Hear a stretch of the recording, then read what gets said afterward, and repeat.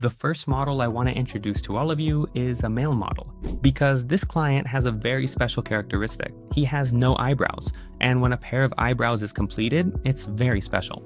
Regarding the issue of drawing the eyebrow shape, because this is an advanced class, I will simplify this process.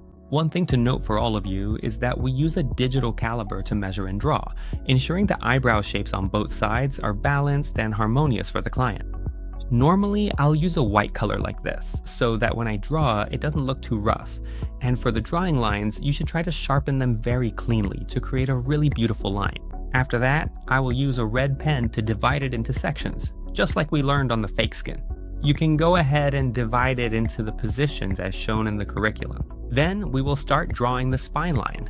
For men's eyebrows, it's just like women's eyebrows. We will need to observe where the spine line is located, and then we will design each hair stroke. The drawing process should be seamless, gentle, simple, and decisive, with one stroke getting it right, just like how I'm drawing for you.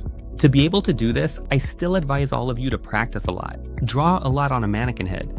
Then, when you're familiar with the strokes, you will be able to do it. And after we have finished the belly strokes, we will do the strokes in the back area, and then we move to the head area. We can follow the formula, or when we have memorized the formula, we can fill according to our feeling to ensure there are enough hair strokes. You can see the client's real hair is very sparse, so after we design the shape, we will move on to designing each hair stroke like this. This will ensure for all of you that we will make both sides parallel and balanced with each other, just as you have learned. Similar to the right eyebrow, for the client's left eyebrow, we will also sit down and apply each stroke. First, we create the spine line. Then, we will create the strokes for the belly section. On a person, this is a real client. I have recorded the entire process, and now I will share it with you to watch again. It's exactly like the methods we learned on fake skin or on a mannequin head. Therefore, you should review the lesson to remember the formula so that we can perform the procedure very quickly. See, the way of drawing on a person has to be like that to address the issue of speed and time. For the strokes at the head section, you should try to either pull from top to bottom or flick from bottom to top. It's a little bit covered here, please bear with me.